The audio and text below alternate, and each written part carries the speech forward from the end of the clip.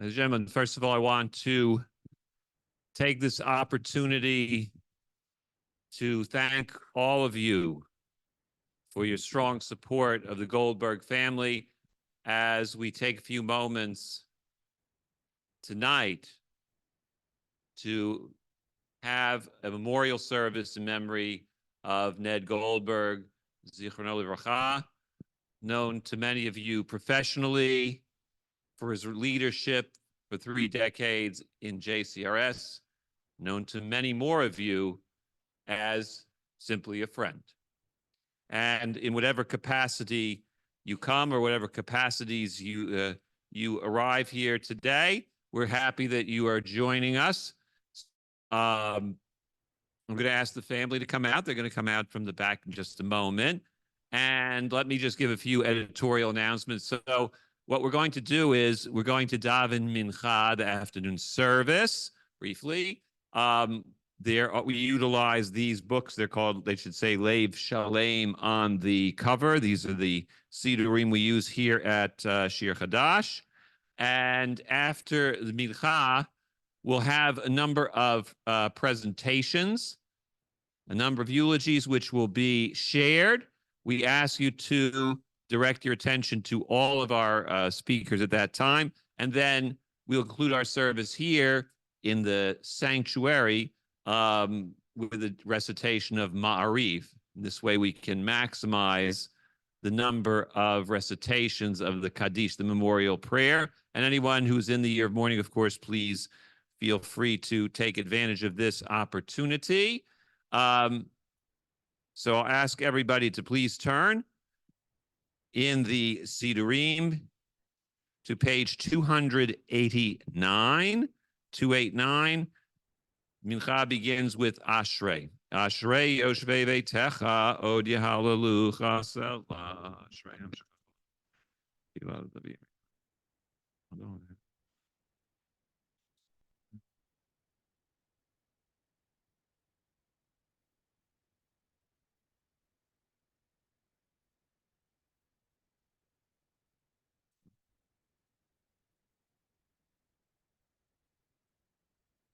Vihilat Adonai Yedaber Pi, Vivorech Kol Basar Shem Kodsho Leolam Va'ed, V'anachnu Nevarech Yam Yatavid Olam. Hallelujah. Please rise if you're able to do so. Page 290, the Chatzi Kaddish before the Amidah.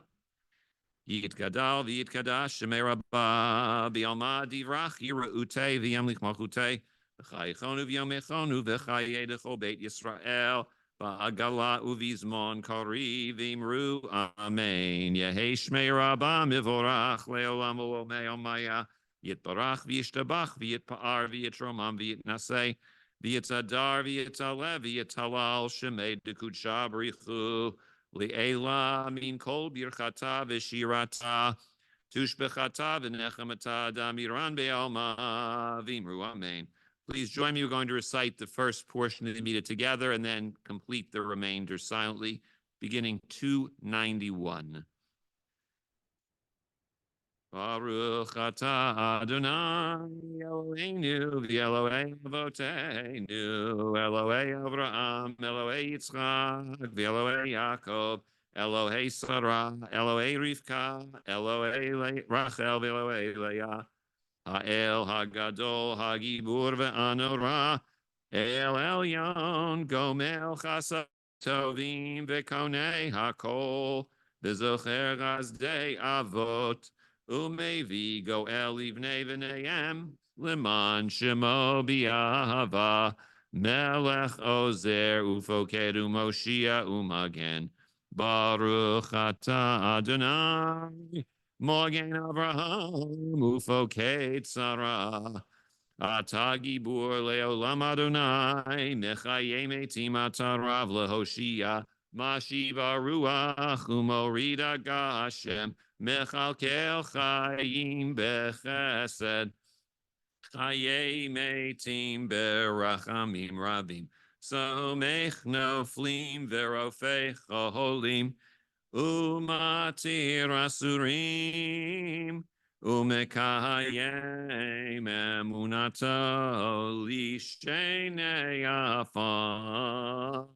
Micha mocha baal gevurot umido melach melech meimit umechaye umatzmiach Yeshua v'nemanat al chayot metim baruch atah Adonai mechaye hametim.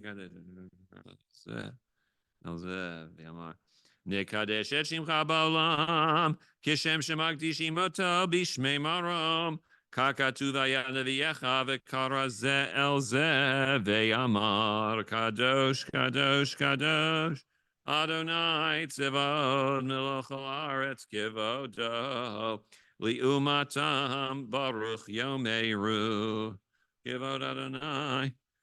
Baruch Adonai mimkom of divrei kodshecha katuv lemor yimloch Adonai leolam elayich tzion ledor vador Alleluia yimloch Adonai leolam elayich tzion ledor vador Alleluia ledor vador nagi god lechol netzach netzachim yidusha kanakdish v'shivcha chal oeinim him lemush leolam v'ed ki yomel kadol kadashata Baruch atah Adonai Ha'el HaKadosh. The remainder of the meat at 294 and following is recited on an individual basis.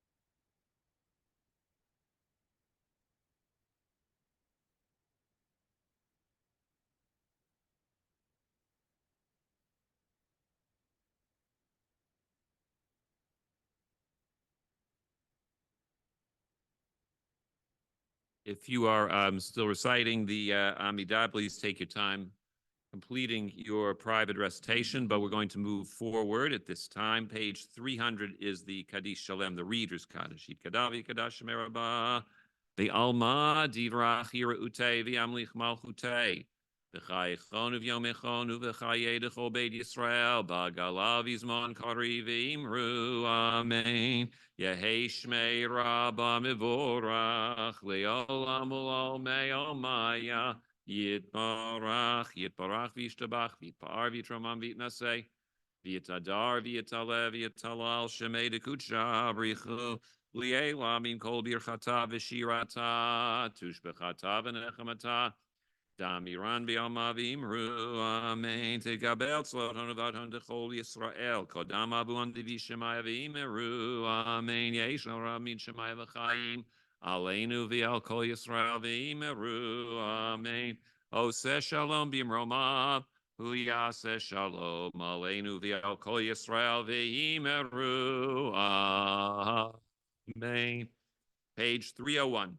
Aleinu l'shabeach la'adon hakol ate gedula liotzer breishi shelo asanu kegoye aratzos v'lasamanu mishmechot adama shelo sam Kain kohem v'gor aleinu kechol hamonam v'anachnu korim Umishtachavim umodim lifnei melech malchei hamlachim akadosh baruch hu.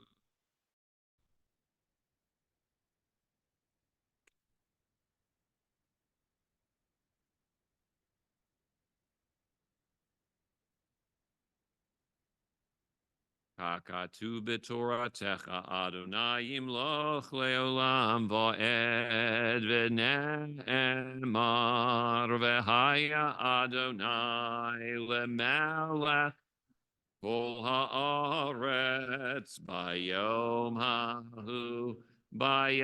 ahu yeh Adonai echad u'shema Ushema, Ushema Echad. The Mourner's Chadash, which will conclude our afternoon service, the Minchah Service, will be on page 302. Yitkadal, Yitkadash, Shemei Rabbah, Be'alma, Divrach, Yamlich Malchutei, V'chayechon u'vyomechon u'v'chaye d'chol Beit Yisrael v'agala v'izmon kori v'imru amen Yehei shmei rabbah mivorach le'olam olomei omaya yitborach v'yishtabach v'yitpa'ar v'yitromam v'yitnaseh v'yitadar v'yitaleh v'yitalal shemei d'kudsha brichu le'ela min kol birchata v'shirata Tushbechata v'nechemata da'amiran be'alma v'imru amen. Yehei shlomo rabba min shemaya v'chayim aleinu v'al kol Yisrael v'imru amen. Oseh shalom b'imroma hu yaseh shalom aleinu v'al kol Yisrael v'imru. You can be seated for a moment.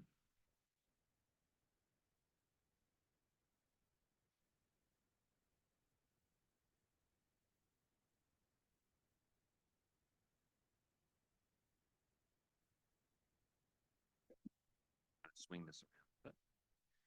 So,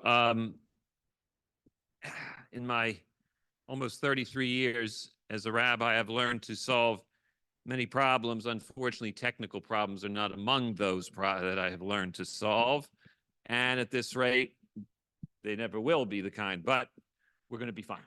So, as an at a memorial service, what we want to afford everybody is the opportunity to pay appropriately and fully our last respects to our dear friend Ned Goldberg.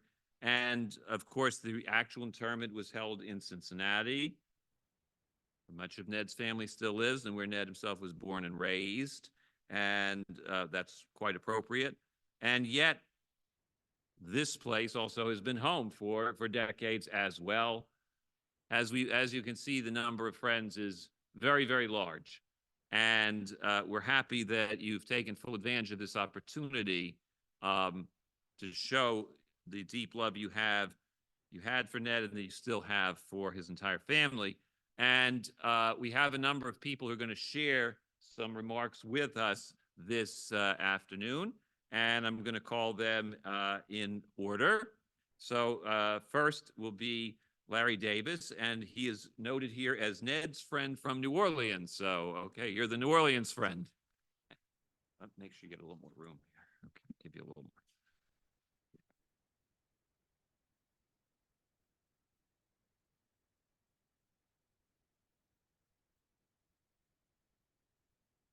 So I'm Larry, Ned's dear friend, and it's nice to be speaking in front of the home team today.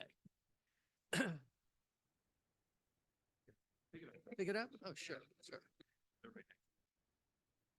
All right. I'd like to thank the Goldberg family for having me share some adventures I was blessed to have with my dear friend Ned. Words can't describe the passing of my friend. So to Wendy, Joyce, Adam, Edwin, Rachel, and the entire family, my deepest love. So let's go back 25 years. Marcus, my son, and Adam and Jody were at the Jewish Day School, and I was introduced to Ned by Wendy. Ned and I shared an extreme passion for fishing. So upon Wendy's request, I invited Ned to join me for our first fishing trip. One early morning, we loaded up my truck and went and launched my boat. We headed to a secret spot of ours. So we get in the boat and we're heading down the Intercoastal Canal. And this is our first time together. And I get about halfway down the Intercoastal with barge traffic and tugboat traffic. And lo and behold, my engines blew up. Ned didn't hear it. I knew they were gone. I said, Ned, put your life jacket on. So he said, why? I said, well, my engine just blew up. We might have to jump in, and I have no control over the boat, and we don't want to get hit by a barge or a tugboat. So we flagged someone down. We're very blessed. And we had this little skiff come pull us into a little spot called the Hot Water Canal. And I call a friend of mine who's a fireman, and he was on his way to come rescue us and tow us back. In the meantime, Ned pulls out his trusty Zebco and caught a limit of giant redfish, and had a big smile on his face, and here we go. Started our wonderful friendship. Let's see. Many, many incredible adventures later on the water, Ned and I developed a special friendship. In fact, true brothers, bonded by a common passion. So many fun adventures come to mind. I'll tell you another one. So another trip, get the truck, early in the morning, sun coming up, beautiful. We get to my boat, and my mechanic, who was also the same fireman, was working on the boat. He just finished, and he's a famous fishing guide. He's entered tournaments, so he gives me another secret spot. Now, I knew where it was. So we get in the boat, and now we're heading down the Intercoastal Canal again, but in the other direction. It's a narrow trenasse, it's called, and the fireman said, just go right through that trenasse, go to the back of the pond back there, and you're going to catch all the redfish you ever wanted. So we get in that trenasse, and I'm looking at my depth finder, and my son over here, Marcus, will tell you I can get a little nervous from time to time. And I see the water getting very shallow. So instead of going through, like my friend, the fireman told me, I got panicky and I slowed down. I'm just going to turn around and get the heck out of there. Well, we're stuck. And I get out in this mud. I'm looking around for alligators. And thank goodness it was around February, and we didn't spot any gators. So I'm pushing, and with no luck, I can't move the boat. Ned was a little heavy at the time, and he looks at me and says, so I guess you want me to. I said, that would be very nice. So Ned gets out, and as soon as he gets out the boat, he's got his jeans on, and he sinks into this Mississippi, Louisiana mud up to his knees. And he starts to, I was actually pretty calm. And his face is turning red. He's kind of breathing a little heavy. And I said, just calm down. I took my red 5-gallon bucket, said, just sit down for a little while. I scooped the mud out around his feet, and I was able to pull his jeans up. We got him out of the mud. I said, let's go to the back. Got him to the back of the boat, crawled up the back on the ladder back there. And now we're both covered from head to toe with mud, thick mud. Good. Call my friend, the fireman. He comes, no problem. He gets us out. He tows us back. We get off the boat, get on the dock, and we get down into our underwear. And we're hosing each other off. Just close your eyes and picture this, right? So here comes some people just got back from wherever they were, and they're looking at us like, what are these guys doing? Seniors. So, many, many, many adventures. I'll give you another one if you don't mind. So as you all know, his friends, Ned had some intestinal issues, and he could not drink water. He could not eat. Middle of the summer, I was amazed, and couldn't have any liquid, maybe a sip of water. So there's an area we always wanted to go across, Lake Bourne, and that Lake Bourne is only about 6-8 foot deep, and it would get choppy with a wind. So finally one day it appeared to be we could get across, and fishing was supposed to be really good on the other side. So we get about halfway, and it was getting rough and windy because the wind's coming at us in a different direction, and Ned's face is turning purple. And I said, "Are you okay?" He says, "Yeah. Oh, but are we safe?" I said, "Yeah, we're safe." I said, "You know what the name of my boat is, right?" He says, "What is it?"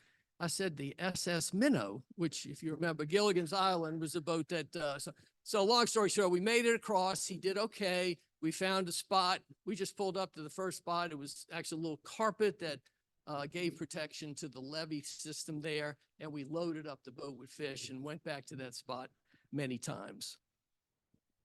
Ned was something else. He would, if we caught what we call trash fish, gar, catfish, he would keep them. And on his way home, he would stop along the side of the road and give it to people who maybe didn't have a meal. He'd stop at a gas station if he didn't give them along the bayou and give people fish. And it was so greatly appreciated. One night he waited an hour to find somebody and got home late, and I was panicking because he hadn't gotten home yet. And I was checking on him with Wendy. In August, when Ned was getting his illness, I invited him, my girlfriend, wonderful girlfriend, companion for 15 years, Gail, has a place on a lake in Wisconsin. So Gail and I invited Ned, and he came. He flew by himself, and we spent 3 or 4 days fishing from sunup to sundown, and that was recently back in August, and we all had such a wonderful time. I have many, many more adventures with Ned, catching limits of trout, bass, sheephead, redfish, and most of the time we were safe and without hazard. Ned also developed a beautiful relationship with my mom, Doris. Ned and me and Mom shared fish dinners from the bounty we caught, we cleaned, and we cooked. He often brought her flowers, and he even made her a business card, which I carry in my wallet at all times. I must have 1,000 of them. I'll read the card to you. It's a picture of Marcus's grandmother, my mother, Doris. Doris L. Davis, consultant, maven, life coach, ambassador at Woldenberg Village, available for speaking engagements, invitation, and personal consultants. To schedule appointments, invitations, and interviews, please contact loving and devoted son, Larry Davis, and got my phone number on there. Ned's mom, Joyce, somehow got one of my mom's card, and he made her some cards as well. In closing, I wanted to say a few other things here. I'm sorry. The day he got very sick and was in the ICU, my godson and nephew, Nolan, whose whole family came here from Houston, thank you so much, and Denise was on Ned's board, spoke on a couple of occasions about the wonderful things that JCRS did for her family, her children. So Nolan texted Ned, and Thursday, before he got very, very sick, in the morning at 6:18 a.m., Ned called Nolan to tell him goodbye, that everything was going to be okay. And what a role model that Ned was for Nolan and for me as well. Ned was always there for me as a role model, an advisor on many issues, and the dearest friend.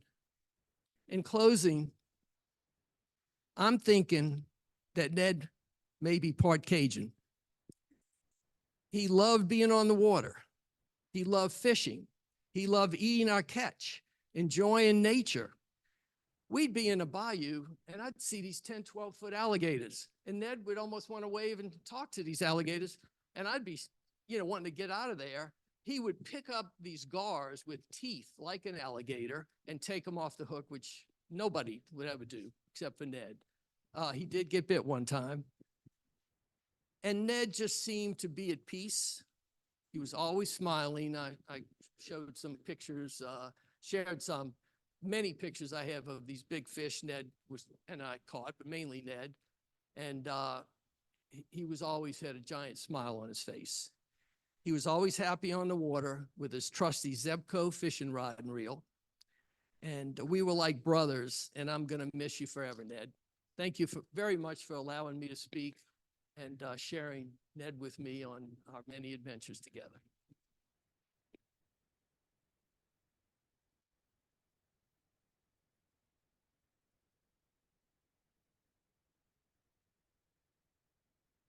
Well, I want to thank you, Larry, for sharing. We really appreciate that. And as an aside, when I came to New Orleans the first time in the early 90s, there was a program on it. It was called the Frank Davis Fish and Game Report. And I was one of the few people, I think, who watched it to determine if the fish was kosher, because he would hold it up to the camera and I could peer at the screen a little bit. Okay. So the second of our speakers this afternoon is Ned's friend from West Palm Beach, Mark Mendel. See here, Mark? There you go. And that's another chapter of Ned's life. I think that's called the Club Ned chapter, I think, right? I think so.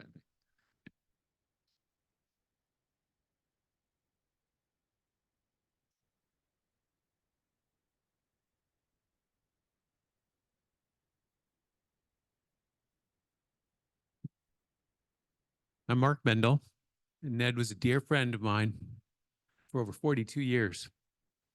As many of you know, in the years before he moved here, he lived in West Palm Beach, Florida, and was working for the Jewish Family and Children's Service. And I met Ned when I was just out of school and moved to Florida to take a job there as well.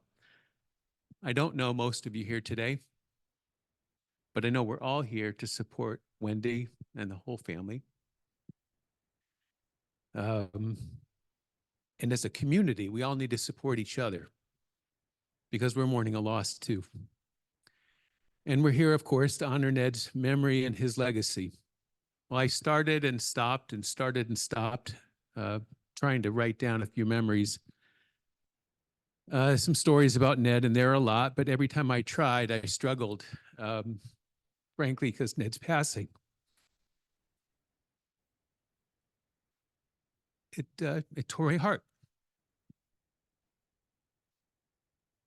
And I just wonder if it's part of the Jewish tradition of Kriya, ripping a shirt, and that feeling of ripping our hearts. So with that pain, I did in fact write down a few stories, and there are a few stories. Stories that explained who he was to me and who he was to us, and memories to share. So when I moved to West Palm Beach, I needed to find an apartment, a place to live, and a friend of ours said, I know this guy who's got a room to rent. Why don't you go see him? And so I went to go see Ned. And when I drove up to his house, the first thing I noticed was a wooden plaque engraved with the words Club Ned. We got to know each other in just a few minutes, and the next week I moved in as a roommate, as a housemate. Ned seemed to know every young Jewish single person in Palm Beach County, Florida. Now, of course, in the mid-1980s, between retirees and Century Village, there weren't that many young Jewish singles, but he did open up his arms and his home.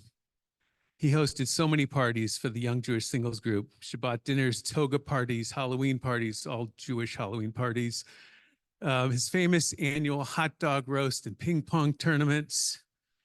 The Jewish singles group could always depend on Ned for hosting their next party. Norm Landerman, one of our roommates at Club Ned, is here today with his wife, Jamie. Norm and Jamie met through the singles group at Ned's house. And I'm also forever grateful to Ned for holding his second annual ping pong and hot dog roast, because that's where I met my beshert, my wife, Joan, who's with us as well. By then, Norm and I had moved out of Club Ned, and Joan was looking for a room and she had moved in. I do recall wondering how a young Jewish guy could get so much enjoyment from mowing his own lawn rather than sleeping late or going to the beach, landscaping the backyard or taking care of or building turtle ponds rather than, well, anything else. But he always found time for the turtles.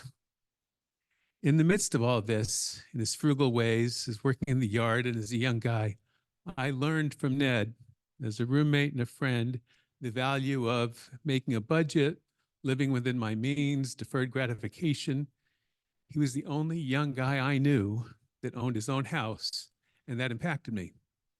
While I used to tease him for being frugal, okay, cheap, I did respect it, and with Ned's encouragement, about a year later, I put every dollar I had together and bought my own home. It was in 1988, I think, that Ned moved here to take the position at JCRS, and we always stayed in touch. Often opening letters and postcards, and there were a lot of postcards because I think the postage was cheaper, and an occasional phone call.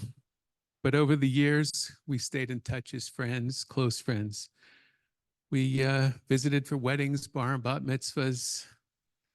We would stay in touch with calls and just sometimes quickly catch up, but always as best friends.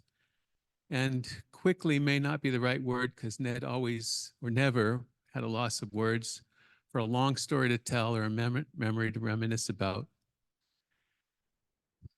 And I miss our calls. There were times when Ned would just call me to tell me something new, like when he was dating Wendy.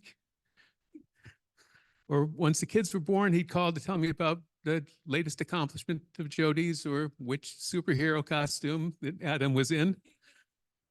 And recently talk about my children as well and grandchildren. And even though he could tell a long story, he was a good listener and he really cared.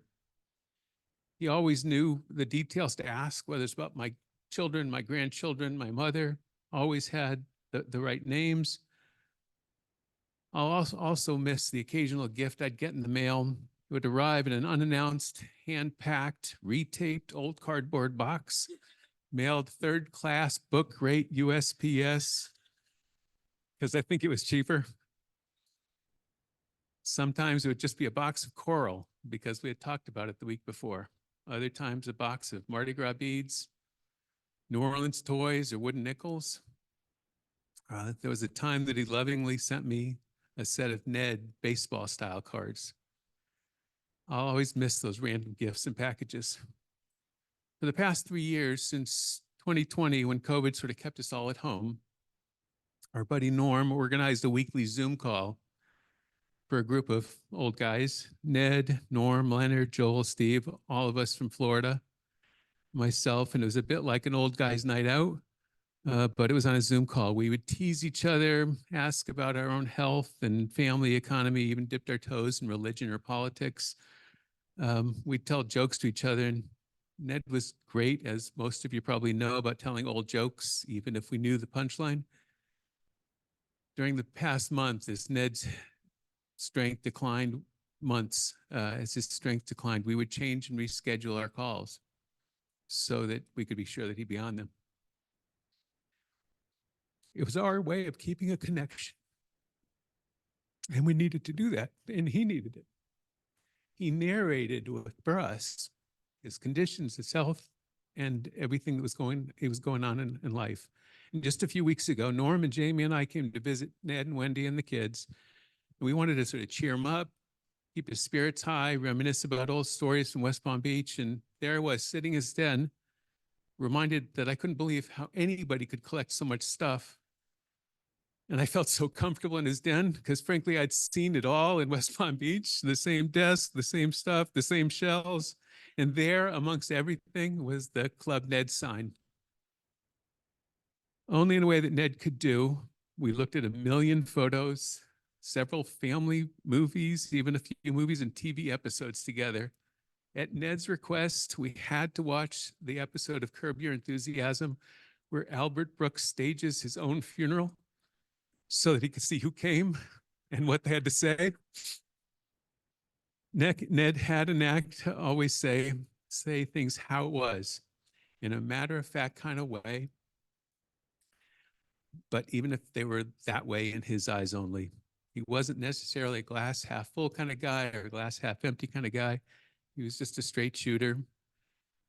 And when we were here in a quiet moment sitting on the front porch of the house, we talked about his cancer, and he was so matter-of-fact about not knowing how long he had to live.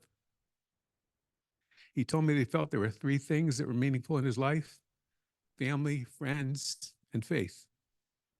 At least that's how I remember it. And with that scratchy voice that you all know, albeit a bit weaker, he said that he had the best of all three: a loving family, good friends, and a personal connection to the Jewish community.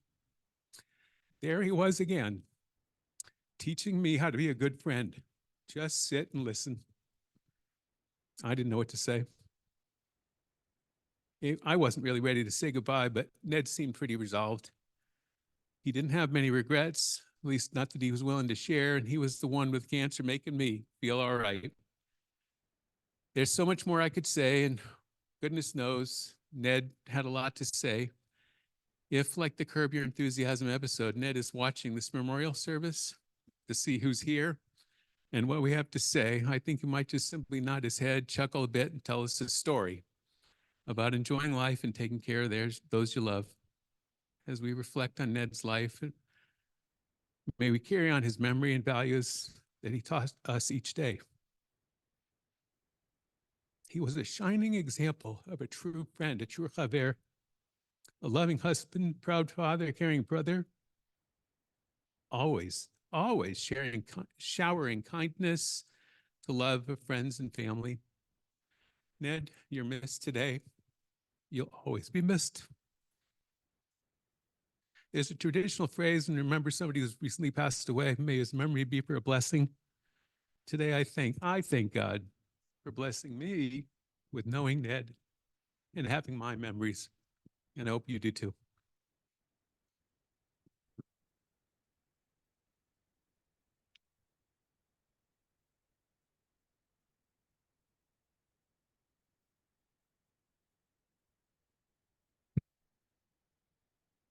Okay, thank you, Mark. I've been on a few of those old guy Zoom calls myself, so I know a little bit about them.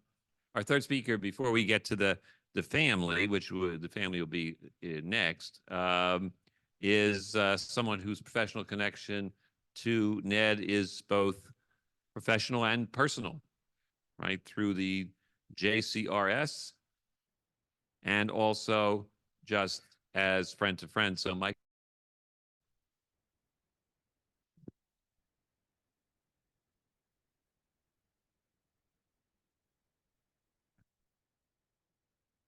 Thank you.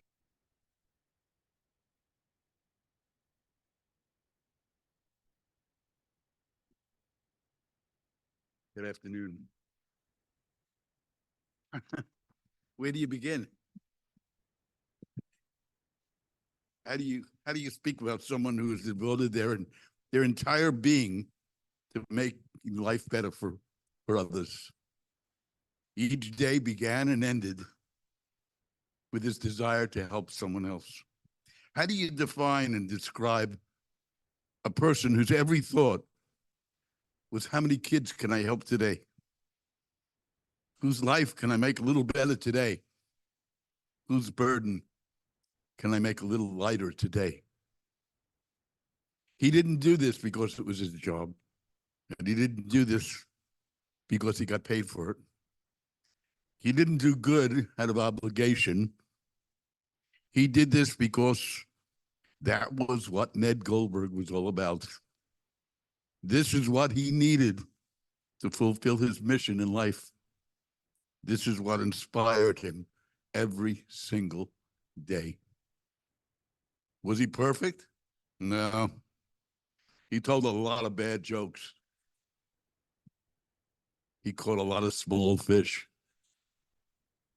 No one ever saw what was under that pile of papers on his desk.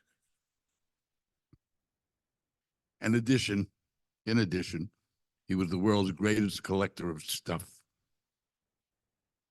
but he lived his life to help others. He did all this through a nonprofit agency called the Jewish Children's Regional Service. He wrangled volunteers and he got them to help. He begged for donations. He was tireless. He never quit.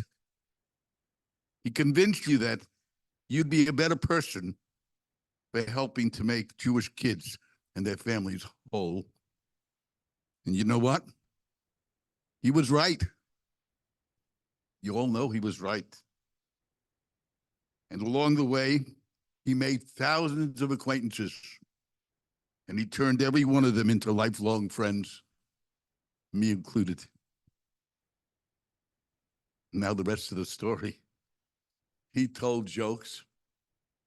I laughed. He told his story and I listened. He asked for help.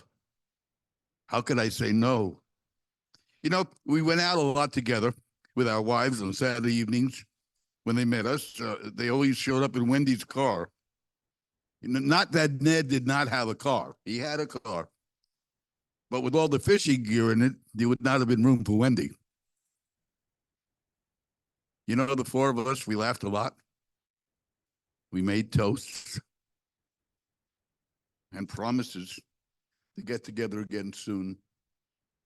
I found myself wanting the next time to be very soon. We became such fast friends.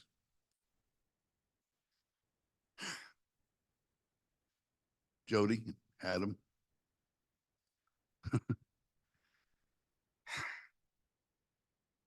You were absolutely, he was so proud of you. He loved you with every fiber in his body. So very, very proud of both of you. He used to tell us about your journeys.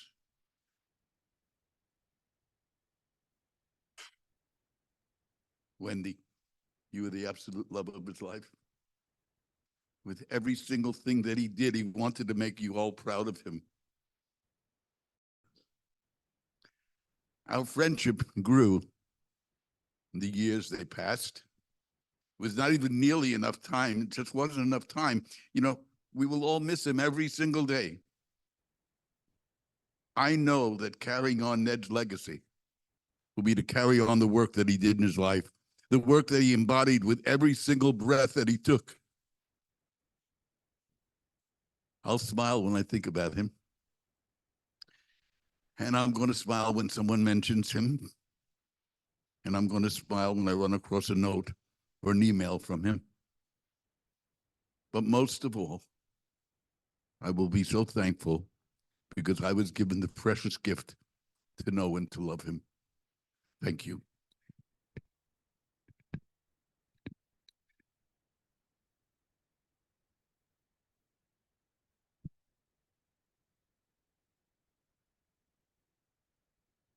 So thank you, Michael. And as I mentioned before, now we have some remarks from the family. So going to start with Ned's brother, Brian, Ned's younger brother, Brian, that was the oldest, and came in from Cincinnati, especially to be with us. So just please come forward.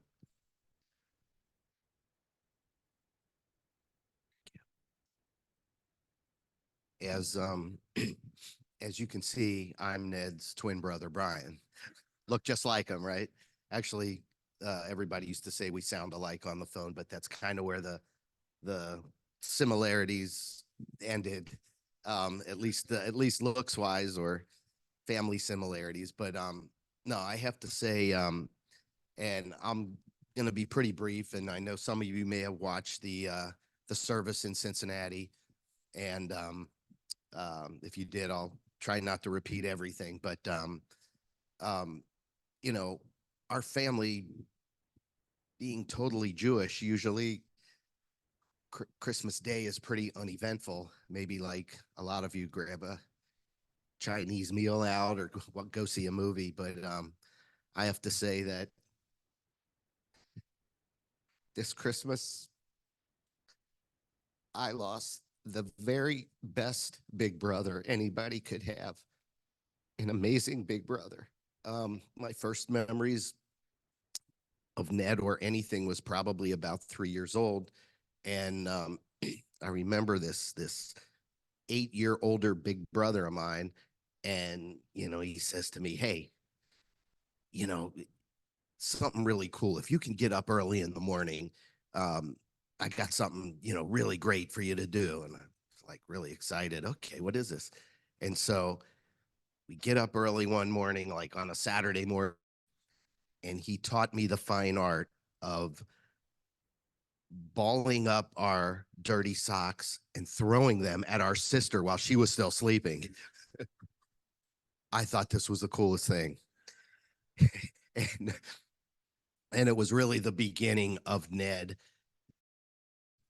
taking me places, including me in things that an 8-year older, bigger brother you wouldn't expect to do. I mean, he above and beyond. And this went on really his entire life. I'll speak a little bit about the pre-New Orleans Ned, although I have to interject quickly and just fill in real quickly something Larry said and something Mark Mendel said. As far as what Larry said about printing up those business cards for Larry's mom, Ned did the same thing for our mom some years ago. But the gift Ned gave to me in that was that on those business cards, to get a hold of my mom, Ned put our phone number on it. So needless to say, we got a lot of calls. But and for those of you who don't know, our mom is still living. She's going to be 93 in about 2 weeks, and this is very, very tough for her too. One other thing I have to supplement, Mark Mendel had some really good stories about Ned's West Palm Beach years, and I know everybody's in our family's heard this umpteen times, but I would go to visit Ned, and he lived in West Palm Beach for, I don't know, 8 or 9 years. And these were years maybe from his, mid 20s to, well, yeah, I guess from 20s to mid 30s. And I remember Ned would always drag me to these Jewish singles events in West Palm Beach. And, here I was, I don't know, in my early 20s, and I thought I was too cool for this. But I'd always go, and I'd always have a good time. And, one particular one, I'll keep it clean because we are in shul. But I remember going to a comedy show, and I don't know if Mark was there or not. It was South Florida Jewish Singles went to this comedy show in Fort Lauderdale. So some of them came up from Miami, some of them came down from West Palm Beach, some of them were from Fort Lauderdale. So we had this huge group. I think I might have been on spring break from school. And so we go down to this comedy show, and,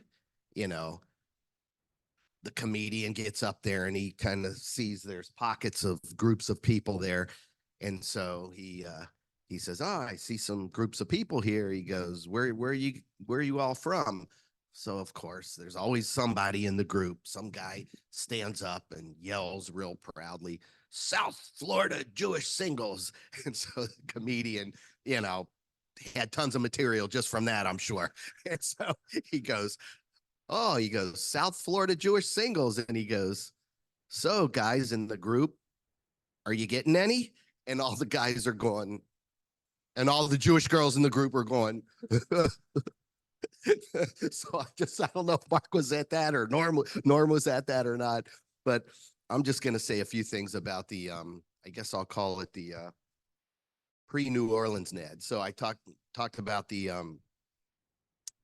teaching of the balling of the socks and throwing them at our sister. And, but Ned always included me in things that he didn't have to, although there was, this thing where Ned was always great to me, as a little kid, never got physical, never wrestled with me too much or anything, but he was get his friends to come over who didn't have little brothers. They would wrestle with me.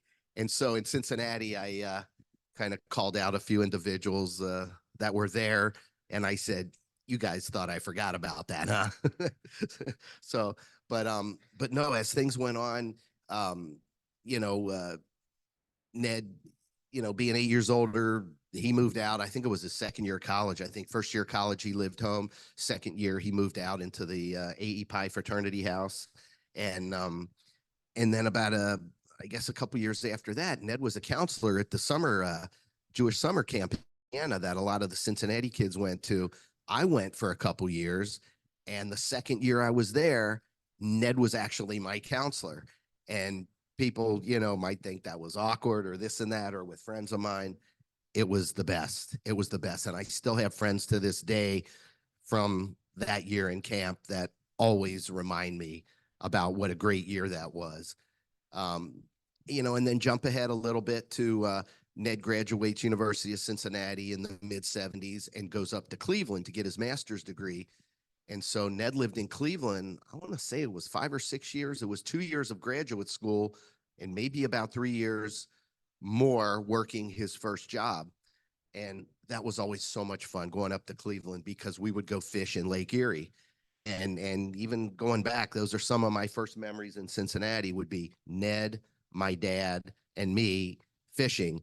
And of course, Ned helped me catch my first fish. It was like a 3-pound bass at a lake. And so it was like, I thought this was like great stuff. So, but those, you know, again, those are some of the early years of Ned, and the Cleveland years were great. I would go up, it was maybe a 4-hour drive from Cincinnati. So I would go up and visit Ned. And again, Larry did such a great job about the New Orleans years, and Mark Mendel did such a great job about the West Palm Beach years. But I just wanted to give you a little bit about the early years with Ned. And one thing I have to say, just wrapping up, is just, you know, I know a lot of people talk about family, but I mean, Ned lived it. We were always so close. I mean, my parents, we didn't have a lot of money. We had a house, a very small house, and Ned and I shared a bedroom. It was like the top floor, one big angled room, and Ned and I shared that room until he moved out, I guess his second year of college. But just the closeness, my mom, my dad, Ned, my sister, myself, you know, we just have always looked out for each other. And just real quick, a couple things. When my parents had their 60th anniversary, it was about 6 months before my dad got sick, and then he passed away about a year after that. But so it was kind of the last chance, but we took a family trip to Israel for my parents' 60th anniversary. So it was my parents, the 3 kids, the 3 spouses, and 7 grandkids. So there was 15 of us. And my mom, who right now has some mild to moderate dementia, she knows who everybody is, but forgets certain short-term things. She still talks about that trip to Israel just about every time I come over, and I'm usually over there to see her. She's in a retirement home in Cincinnati, and I'm usually there about twice a week. My sister's there probably about 3 times a week. And those are the things my mom still remembers. Just the last thing I'll say is, and I know people hear me say this a lot, but I can't stress enough that early on in college, I got a very lucky break meeting somebody, and that person helping me with a great career that I have. But basically, I think of myself as doing the unimportant fun and games in life. But Ned was the one who always did the important work, always did the important work. And I miss him like crazy already. Thank you.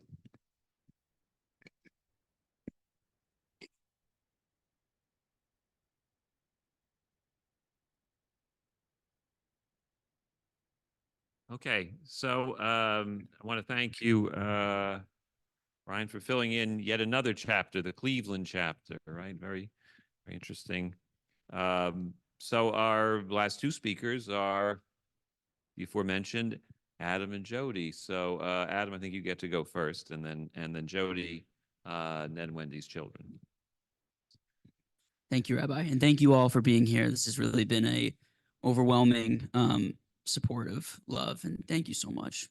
In my dad's final weeks of doctor's appointments, he told the same story. A new doctor would walk in, avoid eye contact, sit at the computer, read his chart, stare at his long list of medications and pre-existing conditions, turn to my dad and say, "Boy, you've got a lot going on." And one look at my dad, whether you met him in Cincinnati, Cleveland, Florida, or New Orleans, you may have thought the same thing. He's got a lot going on. My dad was a collector. He collected rocks, shells, turtles, fishing supplies, aquarium equipment, close friends, and stories. Every space my dad occupied for a long period of time became overstuffed with his hobbies. He collected so much that it stopped being cute or pretty. He became a hoarder. For years, I thought my dad loved junk because his dad, after all, owned a scrap metal junk business. These last few months, I finally understood the reasoning behind my dad's hoarding tendencies. He just wanted everyone else to be part of the experience and hopefully find it meaningful, to share in the memory and happiness behind a specific souvenir, photograph, or video, or better yet, to find a use. As the old saying goes, one man's trash probably belongs in my dad's shed, den, attic, or car. My dad was the glue in every circle he was a part of. When he was cut from his elementary school baseball team, he and his father gathered all the neighborhood kids together to form their own team. In West Palm Beach, he bought a 3-bedroom house and rented it to 2 other guys who became his closest friends and met their wives at one of his famous hot dog roasts and ping pong parties. In the 80s, he was the glue of the South Florida Jewish singles group, a sentence that grows more and more embarrassing by the day. He was the glue, not the president. His best friend, Norman, he was the president. He was the glue of our family. He made sure that each person felt acknowledged by him. He shipped boxes of goodies, brought the family together as often as possible, and got to know his nieces and nephews and their significant others. He took the time and effort to show he really cared. He loved discovering and meeting distant cousins. I've never seen someone so eager to meet a 3rd or 4th cousin, seeking these cousins out not to ask for anything, but to share. Whether they liked it or not, he loved genealogy and never passed up an opportunity to share knowledge about their common ancestry. He was the glue of JCRS, his life's work for 35 years, a nonprofit assisting Jewish children across the South. When you walked into my dad's office, of course, you saw his cluttered desk. You also saw dozens of framed photos from wall to wall of kids smiling, some of our extended family, but mostly children his agency helped. He was so proud of the progress of their career accomplishments that he began publishing Where Are They Now columns he always titled Success Stories. My dad was a part of 128 Facebook groups, really, where he remained active, including Fantastic Rocks and Where to Find Them, Fishing Memes Unfiltered, Box Turtle Owners of America, Amateur Rock Tumblers Worldwide, the official fan club of Thousand Island Dressing. All right, that last one was made up, but he was always involved and he had a lot going on. A few days ago, I was going through my dad's desk where I discovered the speech he delivered during my bar mitzvah. 16 years ago, on this very bima, my dad said the following: "The truth is not measured by his hat size, his coat size, or his shoe size. The true size of a man is measured by the size of his heart and depths of his soul." My dad had the biggest heart and never wanted anyone to feel left out. One of my dad's college friends, Susie Turnbull, watching on Zoom, I believe, recently wrote a tribute to my dad on Facebook, where she wrote, "Ned's heart proved the notion that each person you love makes your heart grow bigger." I thought that was fantastic. Marrying my mom was the best decision he ever made. His proposal couldn't have been more romantic. After dating for 6 months, she got a job offer in Nashville and gave him an ultimatum. He said, "Let's get married."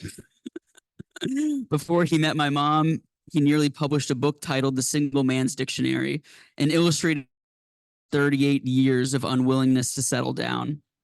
Had he been single for a few more years, he probably would have published it.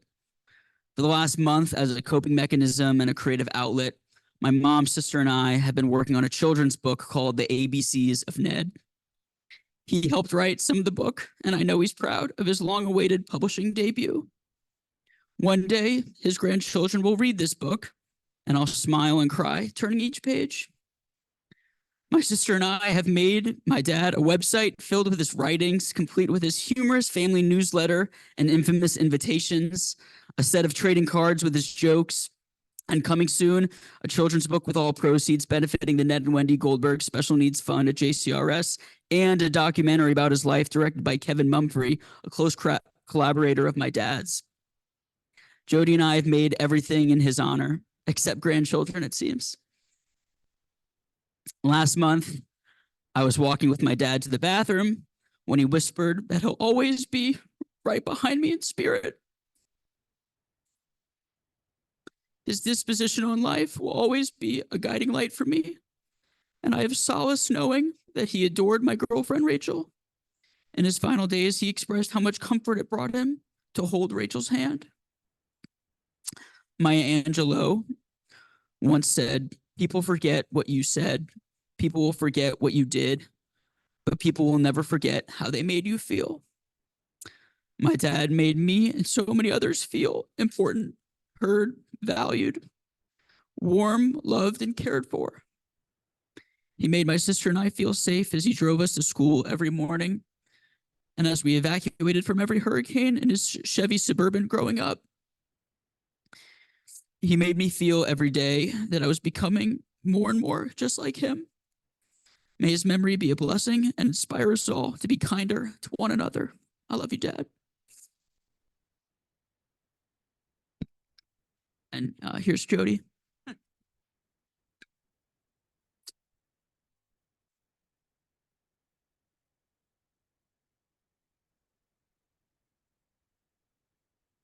Everything you ever needed to know about Ned Goldberg, you could learn from a single glance inside his shed, which he nicknamed after the Oscar-winning film, Everything, Everywhere, All at Once. As the door creaked open, revealing a 300-square-foot shrine in Ned Goldberg's life, the space and its name became emblematic of the life Ned lived and breathed. Warm, loud, vibrant, inclusive, and full of overflowing stuff. Ned had everything. You name it, Ned saved it. As you approached the door on your left, you were greeted with a large 12-drawer file cabinet, home to Ned's extensive rock collection, fossil, and shell collection, including the very first rock he received when he was just 5 years old. In front of you, a collection of baseball cards with different rabbinic figures. To the right, a few boxes of Judaica from his trip to Israel in 1970, 16 different scrapbooks from every year of his life, ranging from 1971 to 1987. Aquariums that house Ned's first grandchildren, turtles, goldfish, and 2 salamanders, Ariel Sharon and Yasser Arafat. And an off-white Magellan fishing shirt, part of the 40 other shirts in the Ned Goldberg fishing shirt collection. Every inch of this space was filled with objects that were connected to stories that were part of Ned's story archive, containing over 72 years worth of repeatable memories. Each one would begin with, "I'll never forget this story." And that was the beauty of being Ned Goldberg. There was nothing he would ever forget about anyone, ever. And to Ned, there was just so much beauty in the mundane. It wasn't just the stuff or the stories, but the pride he took in sharing these eclectic objects and tales with others. He took just as much pride in being a father to Adam and I. The minute Facebook became a platform, Ned became its first social media influencer. He made infamous Facebook statuses like son Adam, 13, runs country day race in record time. And daughter Jody, 15, leads conservative service. What a great day to be a dad. Overnight, I went from a professional Jewish educator to a late night comedy star, All because Ned sent my extremely amateur comedy routine to 51 of his closest friends on WhatsApp with the tagline, "Just watch it now." The beauty of being was that we didn't need to win races or pick up new hobbies. He was just proud of us for being the quirky, sensitive, loud, and goofy people that we turned out to be. This rang true for any person who had the pleasure of connecting with him. Ned was a father figure and mentor to so many cousins, friends, and thousands of Jewish children throughout his time as the executive director of the Jewish Children's Regional Service. And just as Ned shared his fatherly pride in Adam and I with everyone he knew, he shared his pride in every single cousin, friend, and family with Adam and I. Ned took so much pride in helping others develop into people who could make an impact on this world. Ned's presence could be felt everywhere. In a physical sense, he received a comment on his kindergarten report card that read, "Too loud during playtime." Ned had this vibrant zest for life that could be felt as he served as the man behind the camera narrating over 50 plus home videos as we were growing up. During father-daughter business trips when I was just 4 years old to visit different Southern communities, and over the phone as he called simply to tell me how much he loved me. We shared this deep love of Judaism, and I watched him come alive as we spoke about the vision of the Jewish future. Ned lived big. He had his 40th birthday party at McDonald's, 50th birthday party at the Wildlife and Fishing Museum, served as the MC for his 50th high school reunion. He also lived for a deal. Dollar Tree, $5 Sam's Chickens. His new favorite activity was to take me to the Circle K convenience store, use his monthly subscription to purchase me a coffee, and then ask me how much the same coffee would cost me in New York City. I will never forget the extended grin on his face when he learned that he saved me just $3. Ned masterfully did it all at once. Ned was a community builder who brilliantly knew how to bring people together. From the host of parties in Cincinnati and Cleveland, the ringleader of the Jewish Singles Club in Florida, to finding long-lost relatives, Ned always found a way to bring people in deeper connection with each other and with our family. So many people felt a part of Ned's circle. This included my brother and I's friends who felt so seen and loved by him, and many of whom have joined us here today. This even included the multiple health aides who stood by his side during the few days he was under hospice care. When they found out about Ned's passing, multiple aides sent my entire family long messages expressing their condolences because they just loved Ned. And even while he was in and out of consciousness, they felt his vibrant essence, kind heart, and most of all, the love that he exudes for all people and living things. And just like Ned collected you over the years from boxing classes, hot dog roasts and ping pong tournaments, Shir Chadash events, and beyond, you've all now gained a collection of your own, my mom, brother, and I, and our entire extended family. By taking part in Ned's funeral today, you've gained membership to the all-inclusive social organization, Club Ned. By assuming membership, you commit to a lifetime of repeating one of the million stories from the Ned Goldberg collection, even if it pains you to repeat the punchline. Living big by buying 50 items from the dollar store, all in one purchase. Recognizing the power you have to see the gifts in others and remembering to share those gifts with those around you. Committing to housing fish, turtles, or other ambiguous amphibians. Attending a yard sale. Walking along the levee and asking people who are fishing if they're catching anything, even when it's clear they haven't caught a single thing. But most importantly, commit to surrounding yourself with people who love and embrace you for who you are, because that's the Ned Goldberg way. My parents have given their lives and careers to supporting and elevating the New Orleans Jewish community. But over the past few months, we've been in awe of how this incredible community has rallied in support of all of us.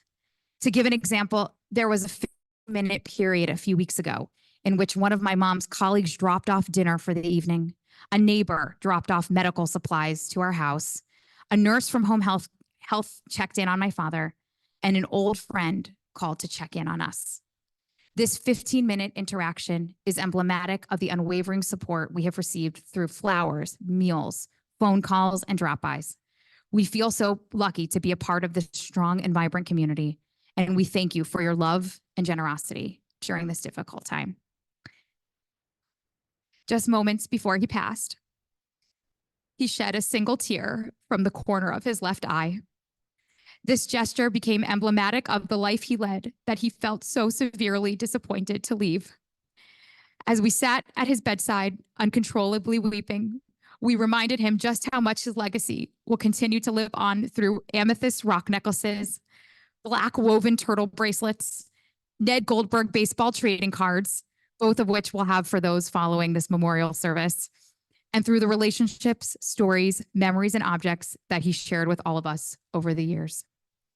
In Judaism, we read Psalm 13:3, which reads, Ad ana yagon bilvavi omam. How long will there be grief in my heart? All day long. And for you, it will be forever. Our time on earth is finite, but our love for you, Dad, is infinite. And now Adam and I are going to read a short eulogy that my dad wrote, very short, that he wanted all of you to hear.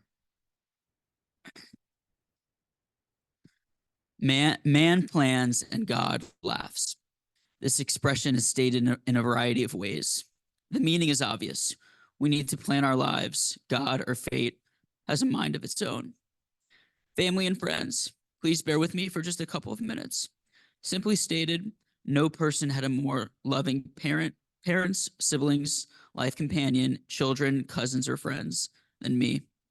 At every challenge in my life, I found wonderful people, or wonderful people found me. There are only three things in life that mean anything: relationships with people, pleasurable activities, and a philosophy on life. In life, I've shared many activities with these wonderful people, and I shared the practice of Judaism with many of them as well. If I leave this world at age 72, half my life has been spent with my wonderful wife, Wendy, living in New Orleans. These years have been celebrated with two wonderful children, Jody and Adam, and now their partners, Edwin and Rachel. I am leaving this world having fished with, wrapped Hanukkah gifts with, and or having shared a meal with many or all of you.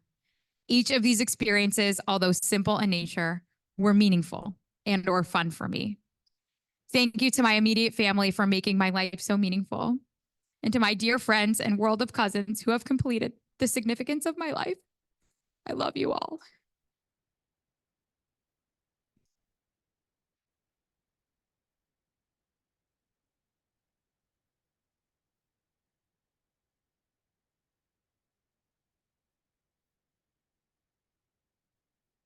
So I'm sorry. Just want to thank our speakers in order: Larry, Mark, Michael, Brian, Adam, and Jody. And you know, your words, which obviously emanated in each of your hearts, I assure you, entered the hearts of all of those of us who were privileged to hear them and to listen to them this evening. I'm going to ask us now to go back into the Lev Shalem Sidurim. We're going to have an opportunity to have the evening service and the Chadash, which goes with it. And the evening service, Ma'ariv or Arvit, if you prefer, 264. And we'll ask you to please rise if you're able to do so for the Baruch. I'm going to swing you around.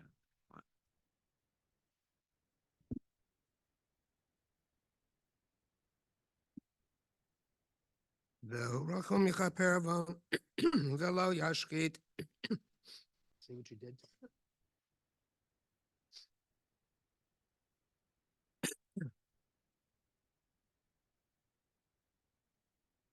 והוא רחום מכפר עוון ולא ישחית והרבה שיבה פה ולא יאיר כחמתו. אדוני הושיע מלך יעננו ויום קוראנו. ברכו את אדוני המבורך. ברוך אדוני מבורך לעולם ועד. ברוך אתה אדוני אלוהים לכל המשך. אל חי וקיים תמיד ימלך עלינו לעולם ועד. ברוך אתה אדוני המעריב ערבים. אהבת עולם בית ישראל עמך אהבת עולם ישראל. ואהבתך אל תסיר ממנו לעולמים. ברוך אתה אדוני אוהב עמו ישראל. שמע ישראל אדוני Adonai Eloheinu Adonai Yahavta et Adonai Elohecha b'chol levav.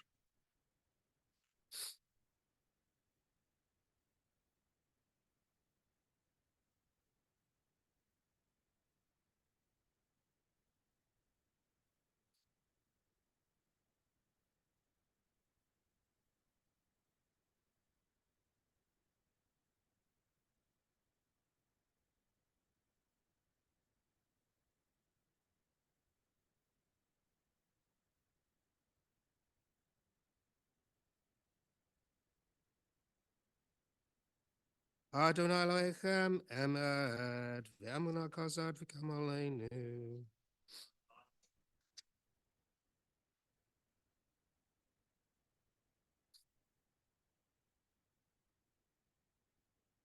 Malchuta b'ratzon kiblu aleihem Moshe v'nei Yisrael echanu Shirah b'simcha rabah v'yamru chulam michamalcha ba'elim Adonai mikamalcha nedar b'kodesh norah tehilat osef elem malchutecha rovanecha b'kayam lifnei Moshe ze Eli hanuvi amru Adonai imlach le'olam va'ed v'nemo Kifat Adonai uge alam yad chazak mimenu baruch ata Adonai Gaal Yisrael hashkivenu Adonai Eloheinu shalom v'amidei malkeinu l'chaim frasalen iskashalom yachadu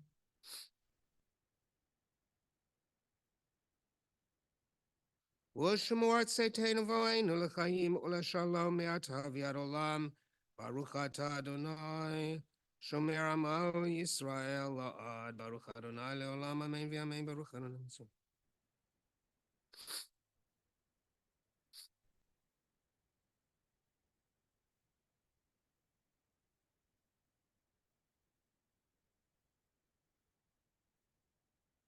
Eloheinu Shabashamayim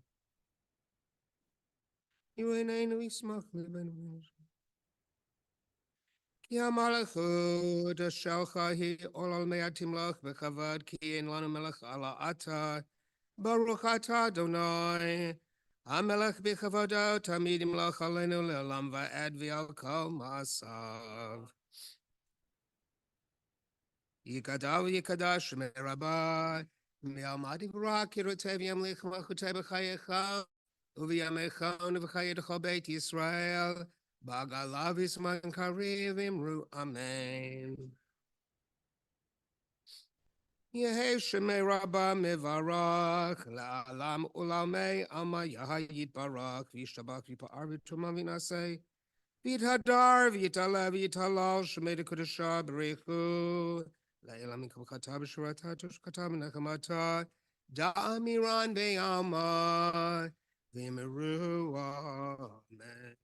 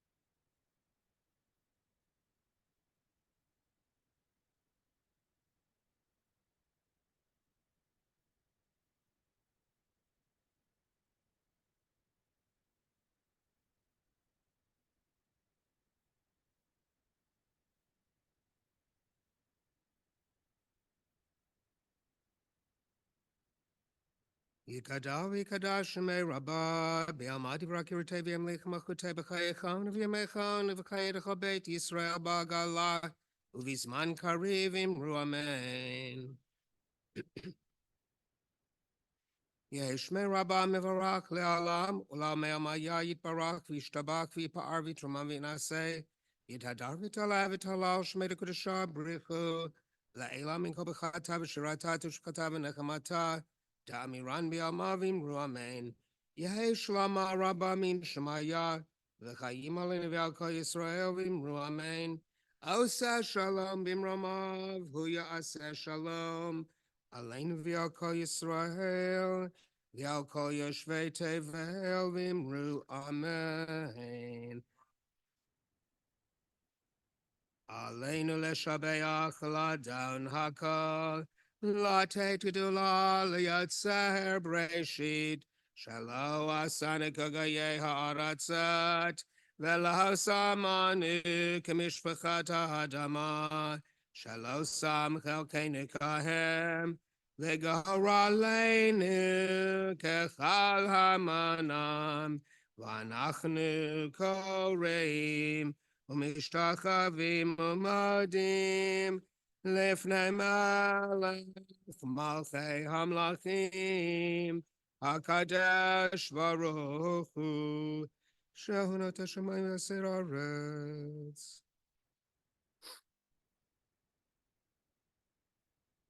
Letakenu Lam B'Malchut Shaddai V'namar v'haya Adonai L'melech al kol haaretz Hayom hahu Bayom hahu Yihya Adonai echad Ushema Ushema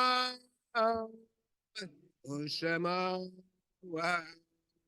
God.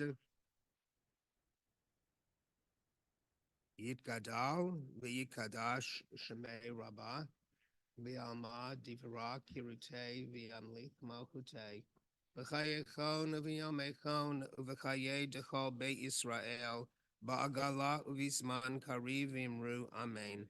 Yehi shemei Rabbah mevarach le'alam ul'almei almaya Yitbarach v'yishtabach v'yipa'ar v'yitromam v'yitnaseh v'yitadar v'yitalev v'yitalal shemei dekudesha b'richu le'ela min kol birchata v'shirata tushbachata v'nechemata da'amiran v'yama v'imru amen. Yehi shalama rabba min shemaya v'chayim aleinu v'al kol Yisrael v'imru amen. Oseh shalom b'imromav hu ya'aseh shalom Aleinu v'al kol Yisrael v'imru. Amen.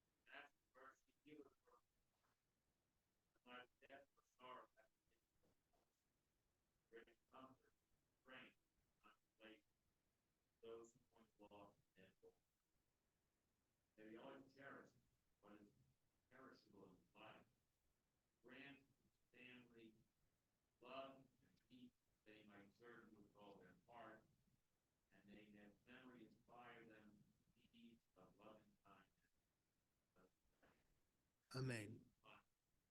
Yitgadal v'yikadash shemei Rabbah V'alma divra kirite v'amlich malchute. V'chayechon v'yamechon v'chaye dechol Beit Yisrael. Ba'gala u'visban karivim ruamen. Yehi shemei rabba mevarach le'alam u'lamei amaya. Yitbarach v'yishtabach v'yitpa'ar v'yitramam v'yitnaseh. V'yitadar v'yitaleh v'yitalal shemei dekudusha berichu. Le'ela min kol birchata v'shirata. Tushvachata v'nechemata da'amiran bi'alma v'imruamen. Yehi shlama rabba min shemaya. V'chayim aleinu v'yal kol Yisrael v'imru amen. Oseh shalom b'mamav. Huya aseh shalom. Aleinu v'al kol Yisrael v'imru. Amen.